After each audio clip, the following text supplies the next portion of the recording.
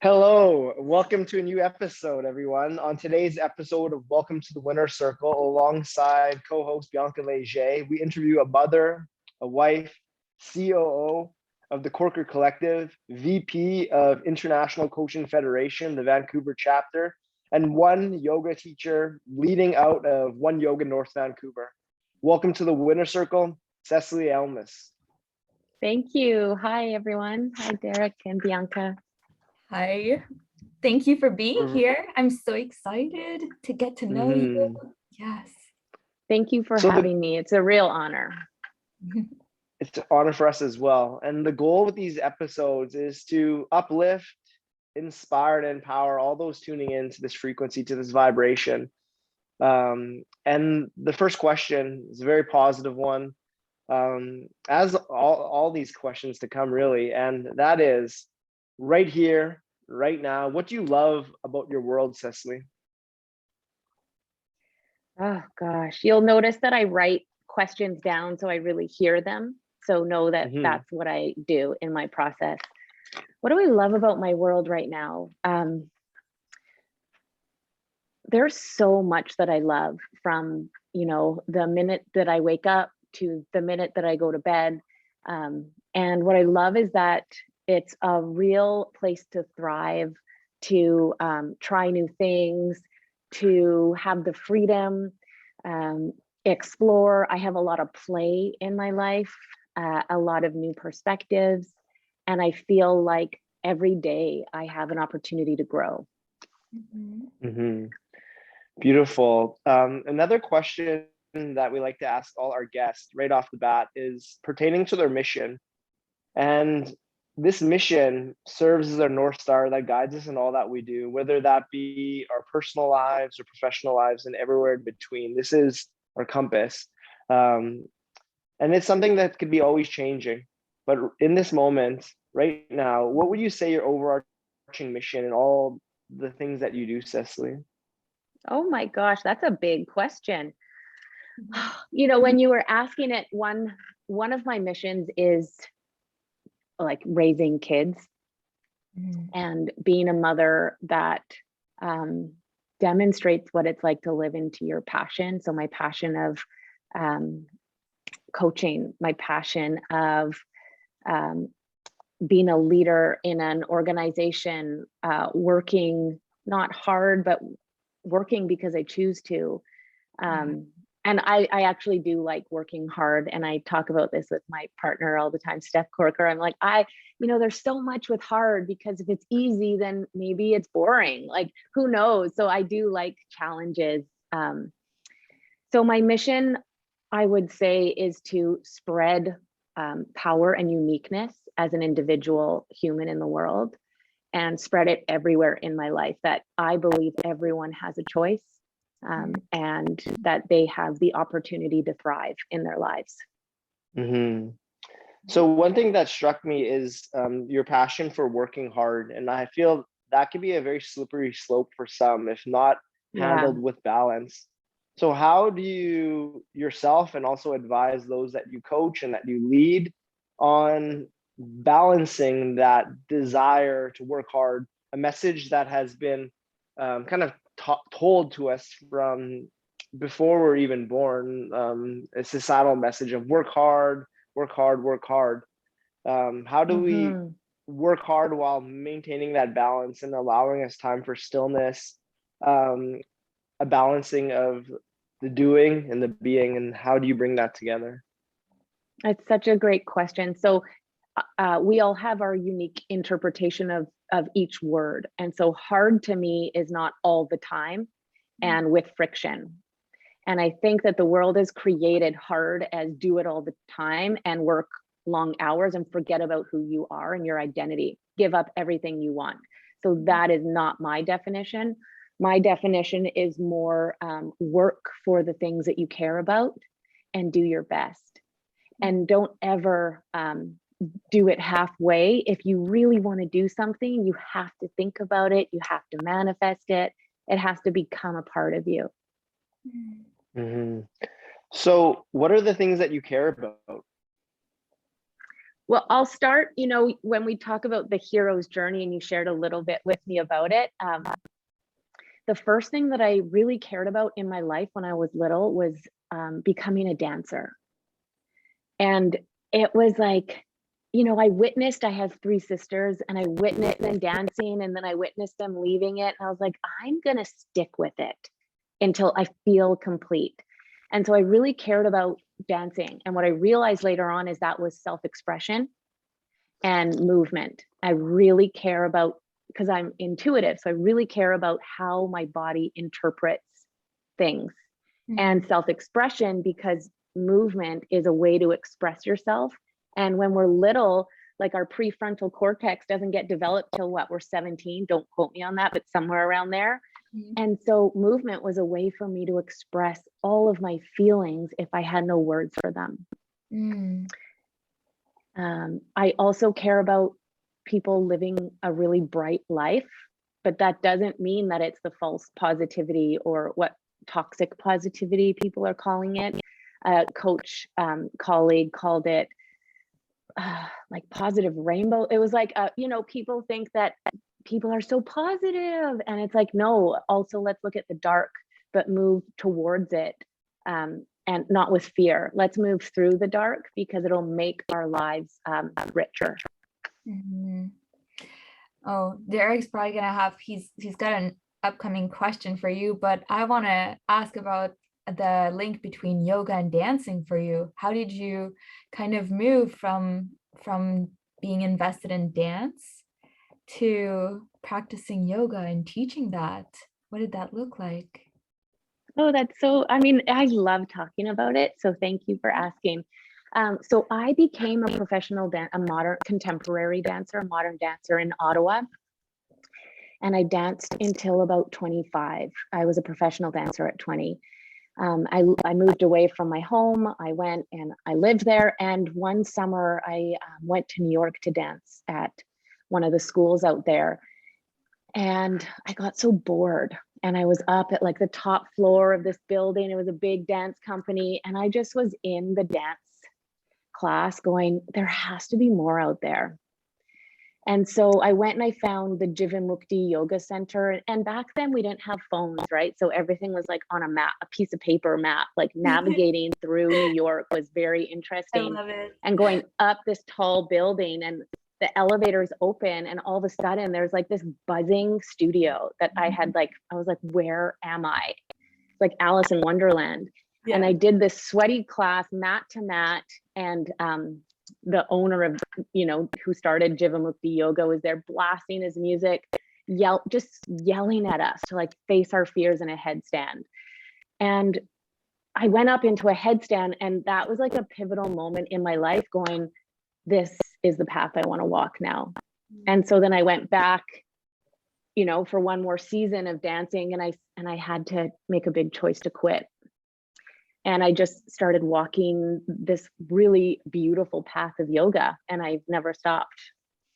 Yoga in the sense like full unions, like in tune with your spiritual essence. Is that kind of what you experienced? I changed my community was a bunch of Kundalini yogis, and we met every Sunday and we chanted, and we used to go to our organic, local bakeries and sit there and talk about filler words on our Sunday mornings. And just have these great conversations about life. And so what I haven't shared with you is that my dance life was very toxic and unhealthy.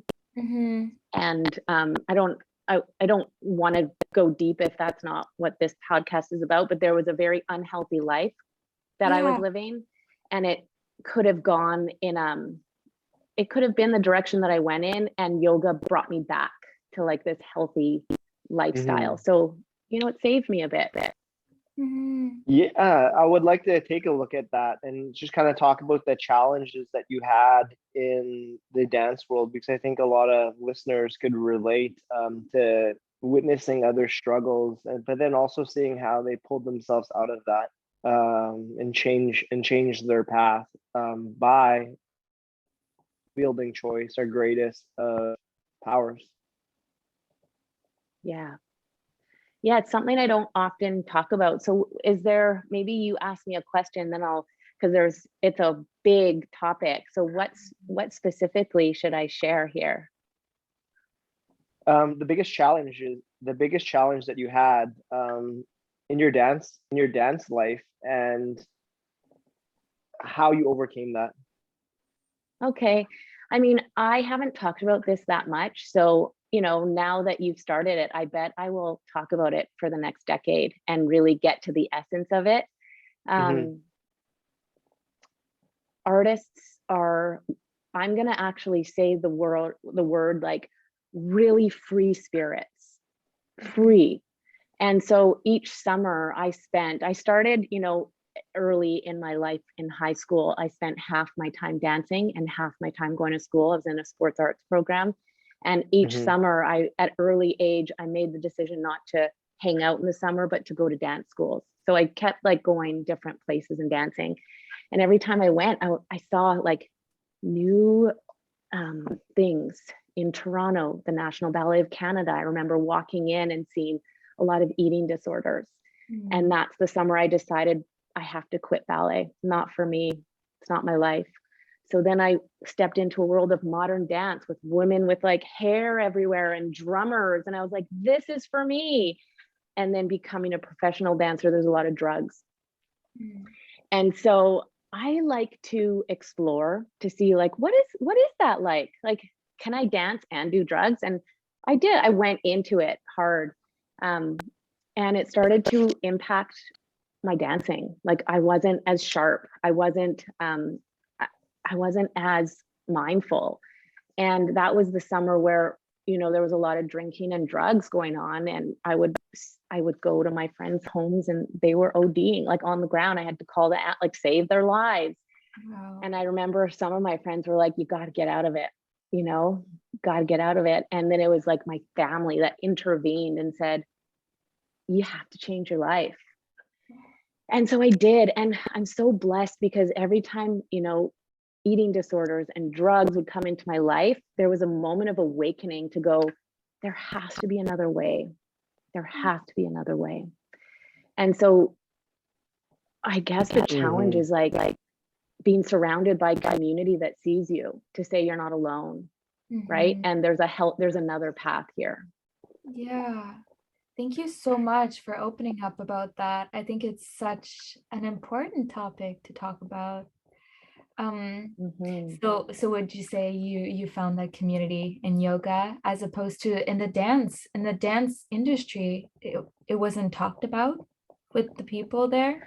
Well, it's just so normal. It was back when I was younger, it's very normal, to not eat and smoke a pack of cigarettes. Like that was very normal. Yeah. It's normal to dance all day, 7 a.m. to 5, 6 p.m. So all day and then go out. Yeah. So, when I found yoga, the transition that I made was wake up early, start dancing before anyone got there, stretching. I would dance all day. I started to teach company classes. I was becoming the one that was, if my director couldn't be there, he would leave a note on my door saying, Cecily, you're teaching company class today. And then I would stay after to wind down. And then I would go home and I would buy my kale and I would eat my quinoa. I would take a hot salt bath and then I would rub my muscles and I would go to bed. So yoga started to help me transition as an artist in a really healthy, mindful way. I did my Reiki certification. I started teaching yoga for all the rock and rollers. They called it rock and roll yoga. And they would come together and they created like a logo with the kiss face and make my music for me. And they would drop $5 in a little jar. And so the yoga helped me heal through being a dancer and being an artist and seeing a really healthy side of it.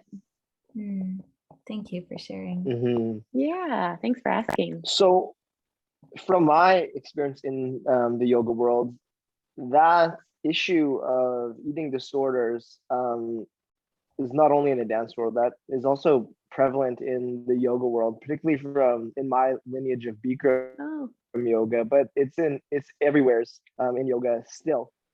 People so concerned with the external. What advice would you give to students that you're teaching yoga to, or really coaching in any way, that are dealing with those issues of eating disorders or body image issues that you've learned I from mean, your time in dance? oh, thank you for saying that, because I never want to give anyone advice. As a coach, I don't give advice. I ask questions and we work through things from the here and then in the future. And from personal experience, what helped me is starting to get really real with the foods that made me feel good and the timing. So I never feel good if I eat a big meal before I practice, and it's because I use all my organs and I need the energy in my body. However, I don't want to starve because I don't want to eat. So I think timing and mindfulness around meals is so important. I went to an ashram during that whole transition period, and I sat in silence and I watched someone eat their food and chew it 30 times. And it changed my relationship to digestion and food. And I was in awe. So I think it's like food is it's a time to eat is such a beautiful space, and who you share it with or not, it matters. And when you digest, it's like saying a little prayer to yourself, like, may I digest well. May this food nourish me. And so it just became like a ritual. And do I want to eat it? Is this what I want to? So I prepare food a lot instead of eating on the go. And then over the years, I've started to love eating in silence where possible. So if I were to go back and tell my 20-year-old self who was living in a 400 square foot apartment what to do, I would say more silence while you're eating. Thank you for sharing that. I also feel that food is also used as a tool to self-soothe, as is alcohol and drugs. And what are people soothing? Generally, it's trauma. What have you learned about trauma on your journey, Cecily, and how have you healed yours? Gosh, wow. What have I learned about trauma? So I think the more we get to know each other, the three of us, you'll know that there's no topics that feel too deep for me.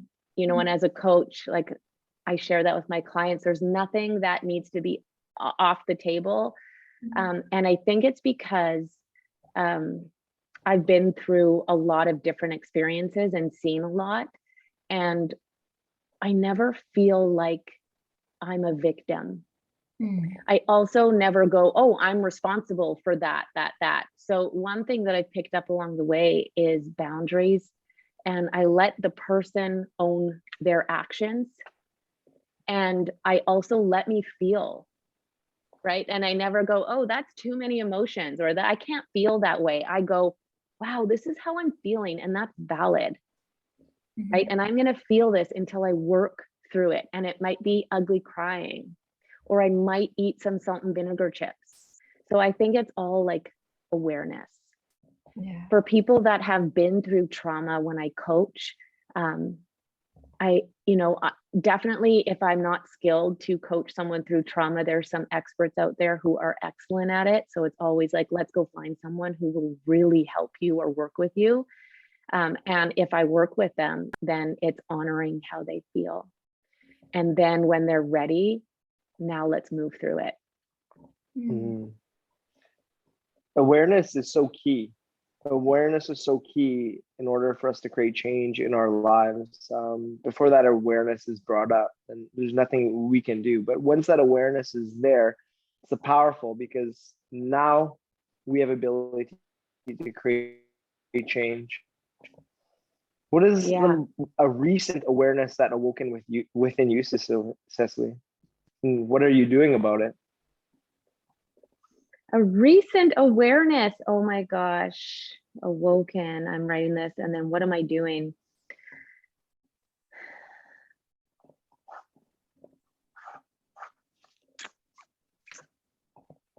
Where, I don't know. What would that even look like? What is a recent awareness for me?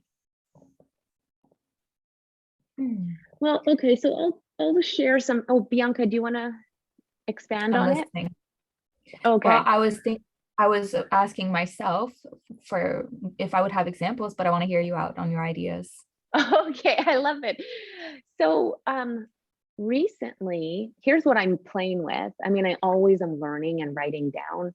I'm playing with, there's been a lot of incoming opportunities for me and requests. And there probably always has been, and I may have just said no. And so now the past couple months, I've been playing with a yes. In my past, I think I've said no because it was overwhelming and maybe I didn't really want to do it. And now I decided the past couple months to say yes and sit with this overwhelming feeling that I would normally get and then run from and say, yeah, and one step at a time. And so what I mean by that is me and the Corker collective, we just led an in-person retreat, which is really big during COVID. You know, just retreats in general are a lot of work. And then this added anxiety of people coming together who don't know each other and creating a really safe environment was a body of work. During it, we're leading courses. After it, someone asked me to go lead a session with my journal and then do a workshop with them, and the 40 days leading workshops, and then Friday morning sessions on movement and journaling. And at one point when these incoming requests were happening, I was going to say no. I sat with it for a day and I was like, okay, the no doesn't quite feel right. So I'm going to say yes. And then the yes felt right. However, then the like, oh my gosh, how am I going to manage all of this and create really beautiful experiences that I put all my effort into? And so the one thing that kept me going was saying to myself, one day at a time, one day at a time. Right. And then the podcast request, I was like, one day. And Peter's like, why didn't you tell me you're doing the podcast? And I was like, Peter, one day at a time. So I think that's like what's happening for me right now is I want to say yes to things that are aligned with my purpose and make an impact. And if I look at all of it, I might end up saying no because it could be overwhelming and I really want to do them all. Well, we're so grateful and glad that you said yes to this conversation. And I would like to share with you awareness that I am playing with, because I think you will have some feedback that I would appreciate. So awareness that I'm playing with is applying Don Miguel Ruiz's first agreement, being impeccable with your word, to my lens. Be impeccable with my lens.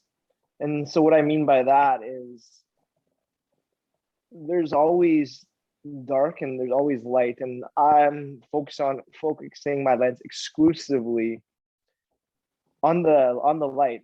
An example how you could see this is that first question, what do you love about your world right now? I used to ask it, there's a lot of chaos going on in the world, COVID, blah blah blah. I've eliminated that from my vocabulary. Not that I don't see dark. I just observe it though. I don't voice it. I don't allow it into my lens. So pretty much anything about COVID, like it's just, like I observe and then just let off my shoulder. Like there's just nothing I want to bring into my reality. So my lens is focused on exclusively what is the light in this situation. For example, I was just at the gym. If I see something I don't like about someone at the gym, I just, they're at the gym. Isn't that inspiring? So I'm attuning my lens to only the light. Not that I don't recognize the dark, but I'm just observing it and letting it go. So that's something that I'm playing with.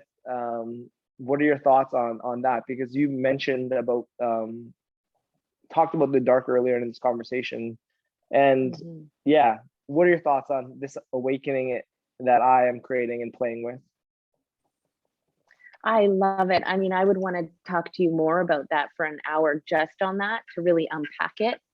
And one thing that I work on hearing what I hear and then voicing it. So no, this is like what I'm hearing when you said that is you are doing what you can handle and you are doing what's right for you right now. So I feel like you are doing that intentionally. And that's exactly what you need to be doing right now. Mm-hmm. It's like the world gives us what we can handle. And I think right now, if people need to, not you specifically, but sometimes if we do focus on the dark a lot, it can feel very draining, especially when there's a lot of darkness and it keeps coming. So I would say any way to work through the world right now is exactly what you need to be doing, unless it's not working for you. Mm-hmm.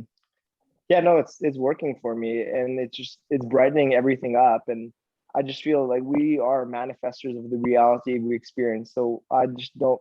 There's always light and dark to any situation. So I could choose I'll give which I you an focus my attention example. on. Yeah. It is true, you can choose. And there's a book called The Growth Mindset. Yeah.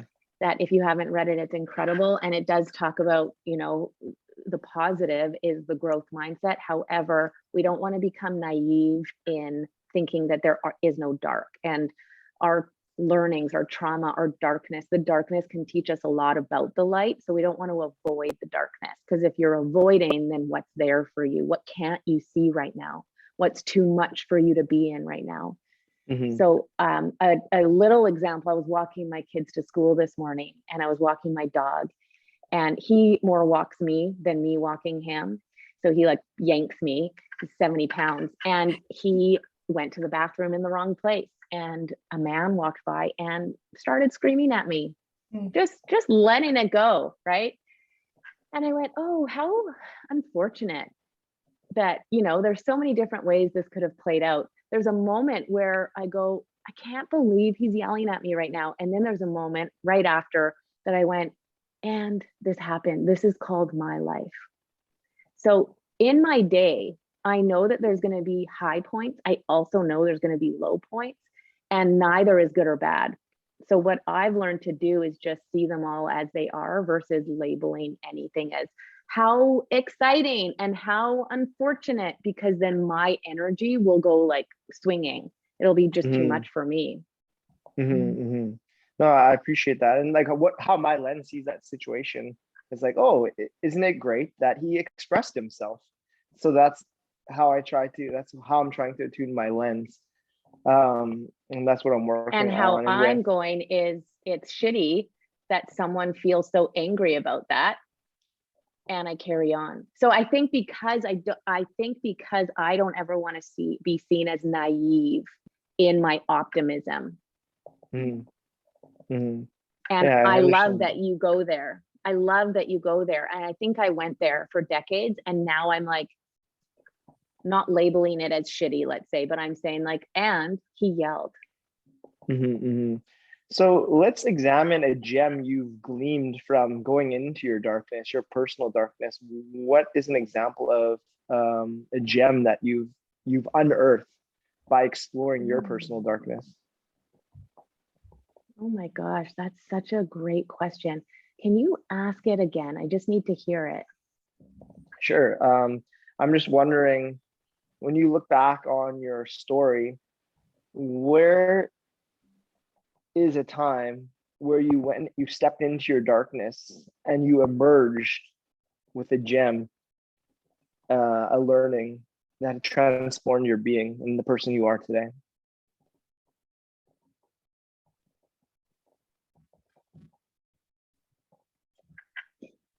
Where you stepped into the dark and emerged with light. I stepped into the dark and emerged with light. Oh gosh, that's so good. Okay, I'm moving past that, and then I'm going into a new experience.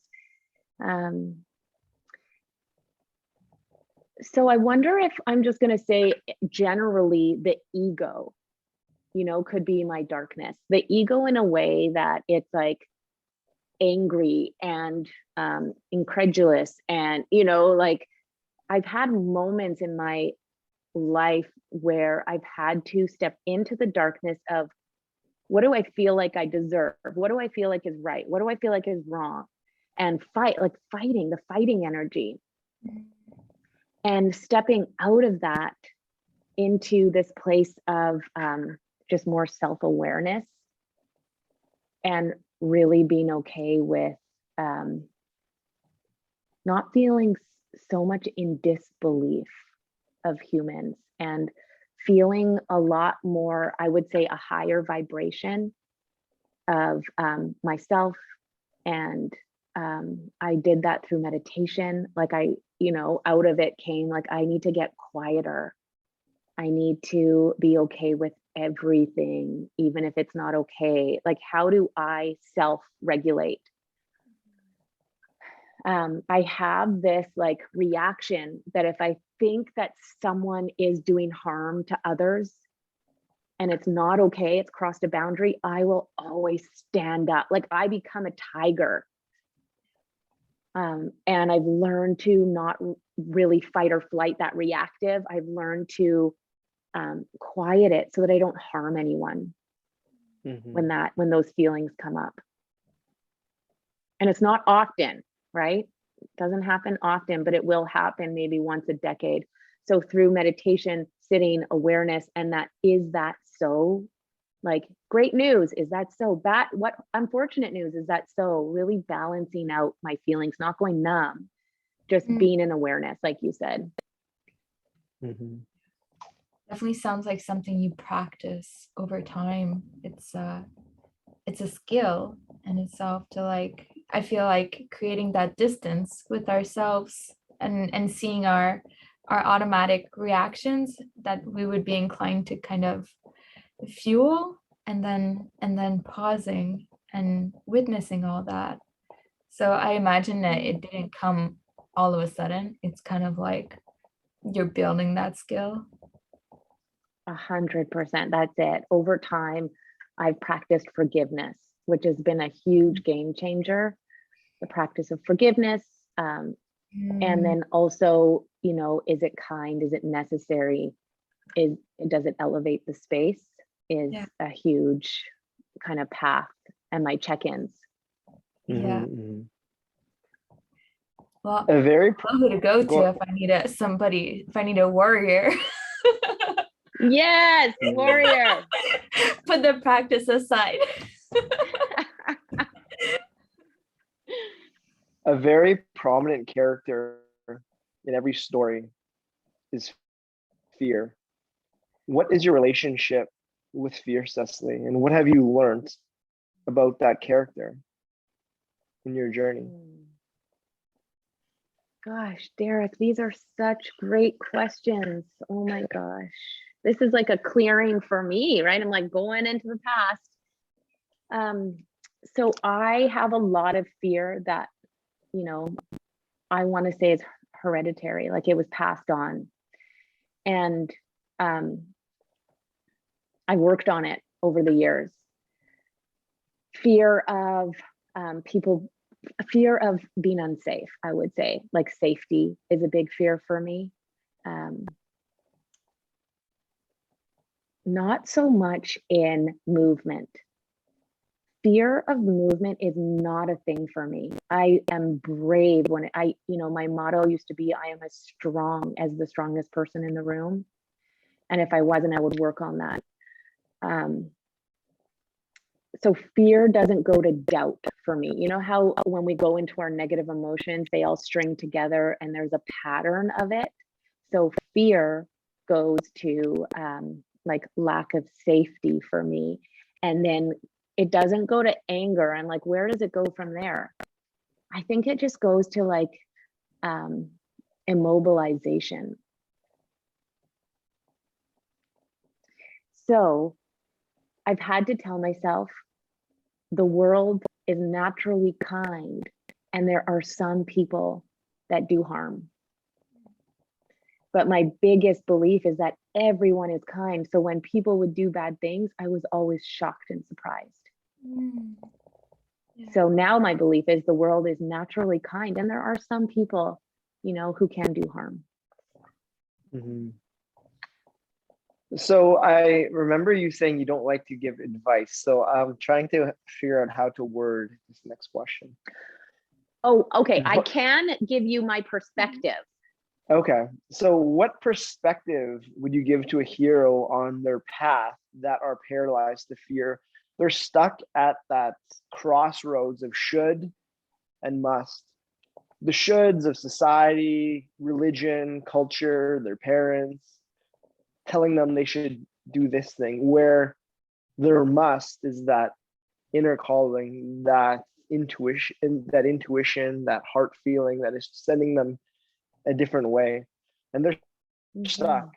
They're stuck at that crossroads, and they're paralyzed. They're paralyzed by fear. What would you, I'm not sure the word, what would you suggest for that and those individuals at that crossroads, which we come to time and time again? It's such a good question. I'm going to answer it, but I will share that. So I grew up in a Jewish large family that people told me my smile would only get me so far, and that dancing was not a career. So I just want to let you know, even when I was a dancer, my father would say, dancing's not a career, even when I was getting paid for it. So I definitely had these like walls and he's an incredible man. That's just his belief. I've had walls. And the one thing that has kept me moving throughout my life, and then I was in a corporation for 15 years and left in 2019. And I was like, it's just time. It's just time. And I wasn't going to anything. It was just time to leave, you see? So when your heart knows, and if you would say to yourself, if I were to have any regrets in my life, what would they be? And it all lines up to something around you and your path, then it's time to do it. Because I believe that we don't want to have regrets in our life, even if it's scary, because then the cost is higher than the fear. So to move through fear, I've always visualized what would be the cost if I did, and what would be the cost if I didn't, and would I have any regrets? And if there was regret there, it was always a no-brainer. It's time. The process takes longer than that. It's not like a second conversation in your mind. So I would say that we need to start building evidence of why it's time to do it. And if your evidence is so clear, and here's one thing that I do tell, some people when I talk to them is, have you ever given yourself a reason of why you can't pull through? Meaning, if you have failed and you got back up, that's evidence that you know how to get back up. Like you've gotten this far in life because of who you are. So your next step, you're still going to bring yourself there. So trust yourself. So we kind of move from fear to trust. Does that make sense? Thank you. Yeah, that makes a lot of sense. And you've shared so much golden wisdom so generously in this conversation so far. And much of this wisdom has come to you and through others, people that have helped you on your path and have shared with you. So let's take a moment to acknowledge some of those allies and helpers that have made a notable impact in your life. Who were they? And what were your key takeaways you learned from them that you've incorporated into the woman you are now? I love this question. I don't want to forget anyone. I'm like, I almost want to make a list, make this like the beginning. And then my mom always told me to follow my dreams. And when I quit dance, she found me this contemporary company to get into and apply for. So she put me back on my path. I'm so grateful for that. My friends in the dance community are huge leaders in my world, in yoga and in mindfulness. And then moving into, the corporate world, like the business world, I've had my first over, 17 years ago, taste of what coaching is like through this woman named Suzanne Conrad, who owns Lightyear Leadership. And I went to her many times. And one thing that she taught me is, it is you. There was a time in my life where I called her and I was like, why me? Why me again? Like, I seriously didn't know how to move through it. And she's like, she told me two things. One is, Cecily, it is you. And when I just had kids and I was like at my end, I was like, I don't know how to navigate being a mom and being, a businesswoman. Like, I just don't know how to be it all. And she was like, I'm going to tell you one thing. go eat a steak. She's like, I was a vegetarian. She's like, the only thing you need right now is iron. Go get some iron. And that was the best advice. I mean, I don't think I ate a steak, but that was great advice. Along the path, Ryan Lear is an incredible teacher, and working with him is like dropping in and learning how to be humble and egoless and all of it. Like, I've learned so much, and then working with him is like a true blessing and a gift. When I worked with the One Yoga team and led teacher trainings, Steph Corker is my business partner now, and she is like a true like possibility, positivity, and mindfulness. She is a master at all things, you know, just like she inspires me to the moon and like helps me be a better person at work and in my life. Like, it's incredible. Peter is, you know, I'll come to him and share what I'm thinking because I have a lot on my mind, and he always like he digests it so easily for me, and he helps me be in that, is that so, right? The balance of things. There's so many more people along the way that have taught me so many things. Well, let's flip the switch on this. Let's imagine I asked your two children this question many years from now. What do they want? What are you trying to teach them? What would they reflect back that you have taught them in their life? Well, I think they are teaching me, because they don't even know who they're becoming.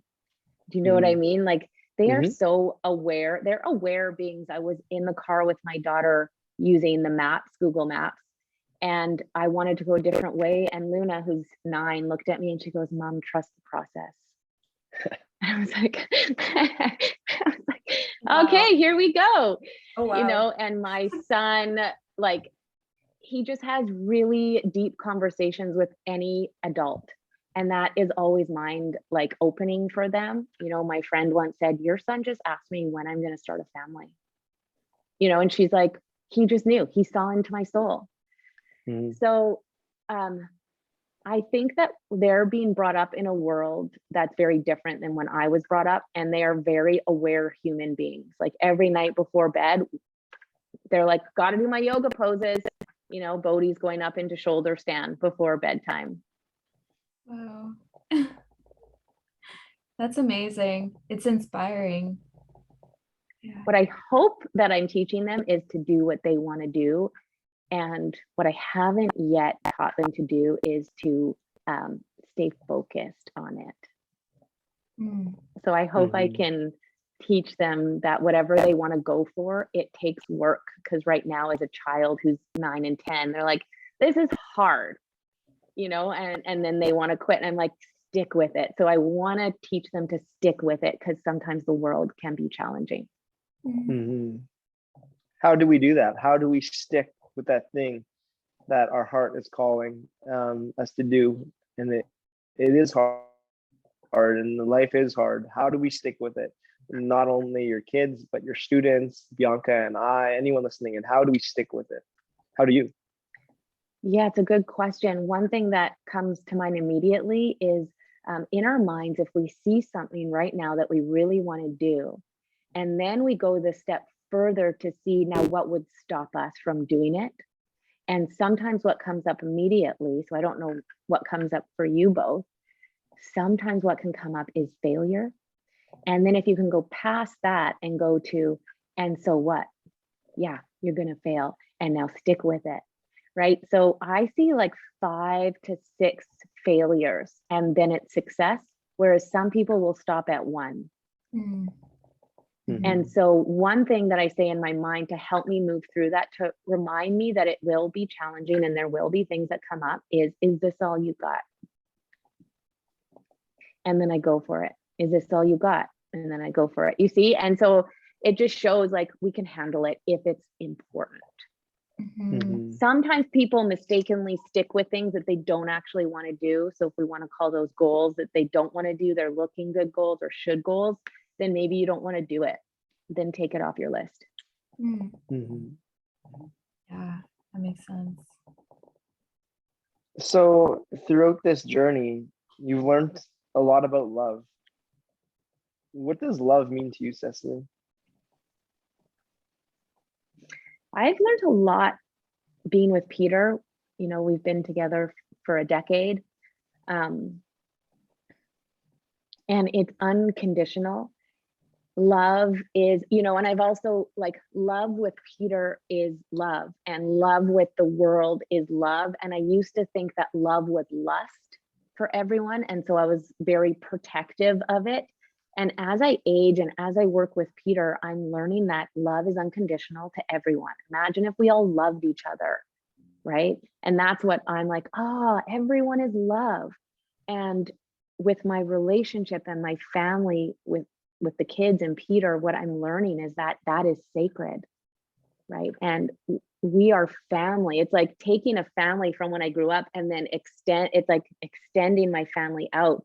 And that is sacred is the way that I want to describe it. It's like beautiful, it's growth. And love in the world is like, it starts with self.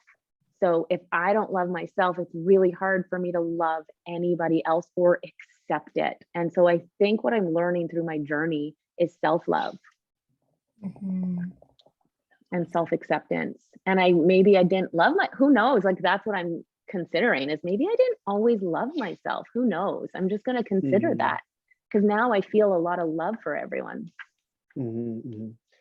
So one way you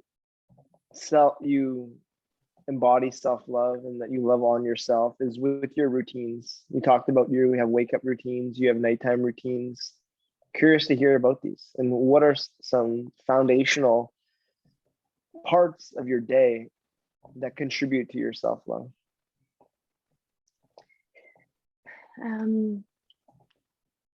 So lighting candles, you know, when we started Bianca, I was like, I just gotta light my candle.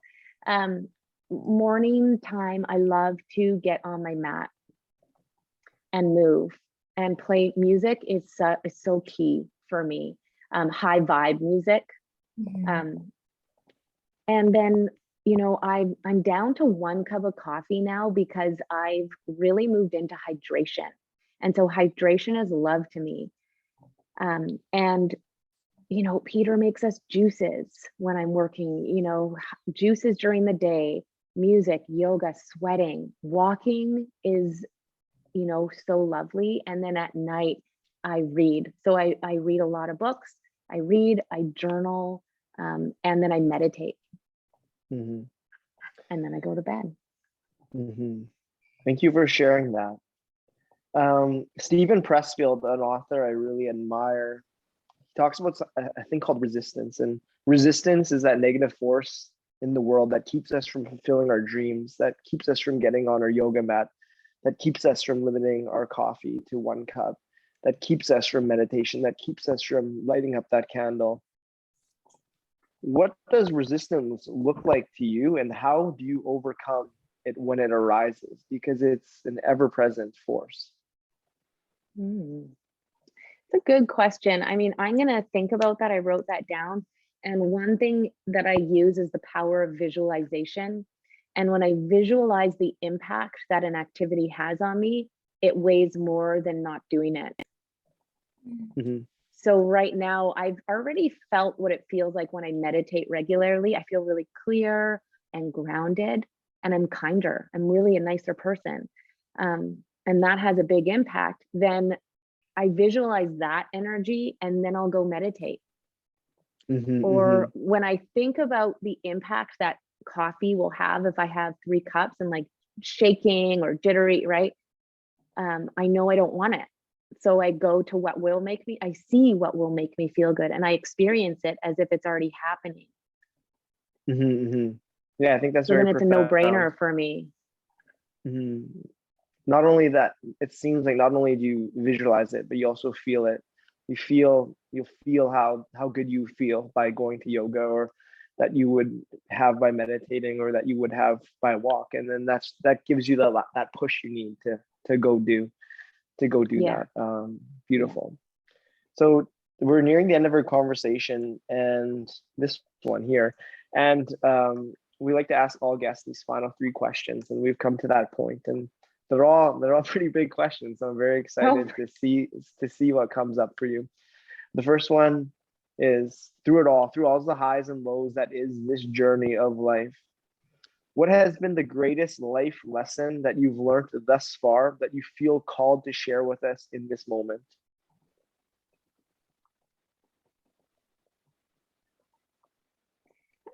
Okay, what I'm hearing is that our life really is like our purpose, and our life is really what matters. And if there's one voice to listen to, it's always yours. Very beautiful. Thank you for that. I'm just going to let that sink in as I prepare for this next question. And that is, in 3 words, you could elaborate on these words too if you wish. In 3 words, how will you describe the experience you're having in this earth? What would those 3 words be?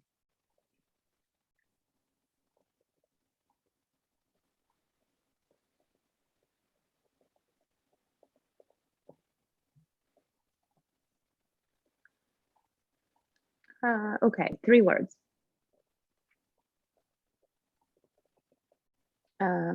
I want to say the first word is,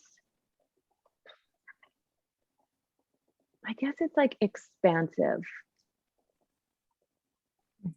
I really feel like there's no boundaries to what I'm learning and I'm seeing, and it's expansive. I went around the world when I was 6 with my family. They sold everything. They like got every penny they could to take 4 girls around the world. And so I saw how people were living in Israel and China and Japan and Egypt and Switzerland. And that just kind of, that's why I'm like, nothing's off the table here. Like, put everything on the table. I've seen things. So expansive. The second one is, I would say, I guess it's expansive and boundaryless. So I'll just say boundaryless there too. The second word could be growth. And then the third word could be direction or purpose. So growth is, it's a big value of mine. I like to keep growing, and I like to keep hearing other people's perspectives, and I like to, I don't feel like I have limits. I want to keep going. And then what was the third word that I said? That was a good one for me. Direction or purpose. Yeah, I feel like I really like doing things on purpose, you know, and it's not a what's in it for me kind of thing. It's a what impact will this have if I do that? Because if I spend my time on something, it probably will be a decade, because I do like to get to mastery of things. I like to go to the full extent. I have a side question. That's something that you said spurred, and that's regarding growth. Growth is infinite. There's no end to growth. And I often see people always needing to be more, do more, and in that process, not being satisfied with what is, the isness of this, and that the person who they are now is enough. So how do we balance that desire to evolve, to grow, while at the same time being content with what is? I'm so glad. Maybe you and Peter talked about this too. I don't know, because me and Peter talk about this all the time. It's like, when is it enough? When do we practice contentment?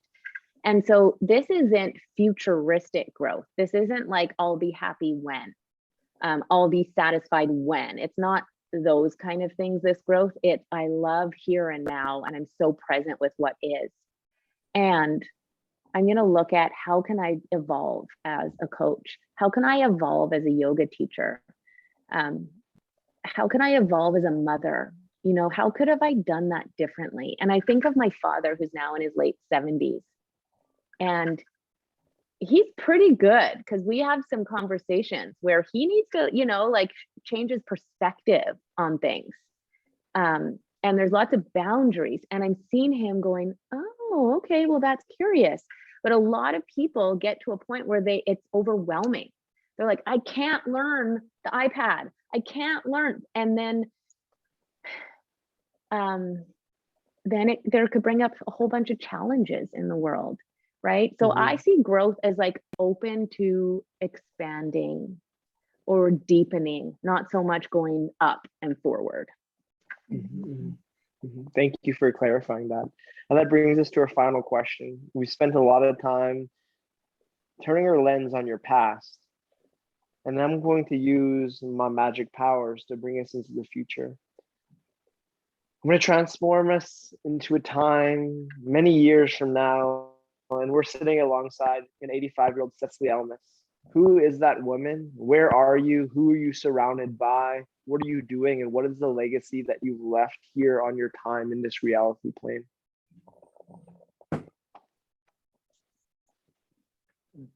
These are such great questions. I feel so grateful that you are having me look at these, right?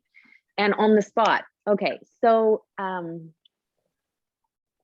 my goal is to have people feel very confident in their lives and feel like they are living on purpose and in their power. So that's the strength to say no. It's the strength to say yes and build up their confidence. So I see myself with my family, with Peter and the kids, and maybe their kids, and who knows, maybe their kids.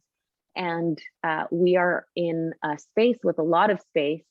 We have, Luna and Bodhi love yoga. Maybe they're teaching yoga.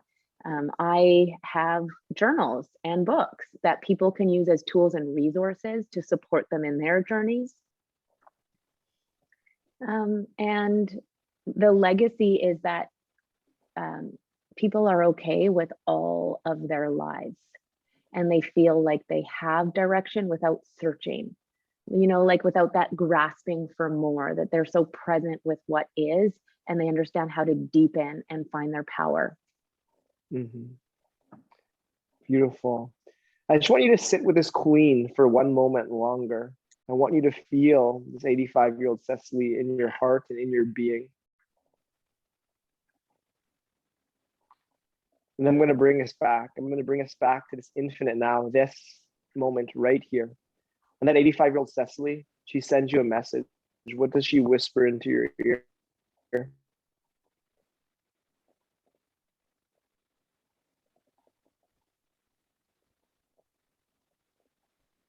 Yeah, it's like surrender is the word, surrender.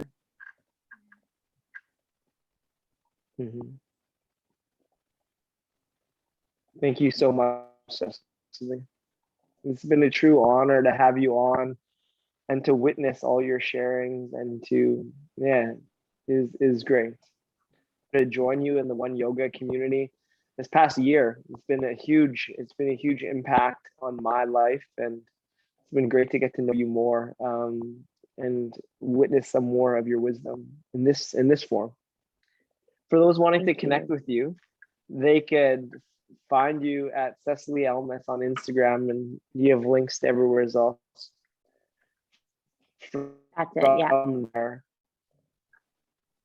Anywhere to send them? Yeah. What are your closing words on this conversation? It kind of cut off for me, so I'm not sure. Was that an address to me? Yeah, I'm asking you to close this conversation with your thoughts and reflections. I always have to close with gratitude, just for showing up, Cecily. And I mean, just listening to you, I've joined some of your yoga classes over the past 40 days. So I got to kind of connect with your energy a bit and receive your gifts that way. But to hear your introspection and to just have this conversation, it's inspiring to see everything you've accomplished. And especially, I love the dialogues you bring up between the mind and the heart, and how we can keep our focus, and just watching where you are with your family and how everything is unfolding for you, I think is super inspiring. So I just want to thank you. Thank you for being here with us today and sharing yourself with us. I really appreciate it. Thank you so much. And to close all these conversations, we bring our fist in union to the winner circle, a choice that we could all make. Yes. Thank you so much. Signing Thank out you. until we unite again. Thank you. Great. Thank you so much.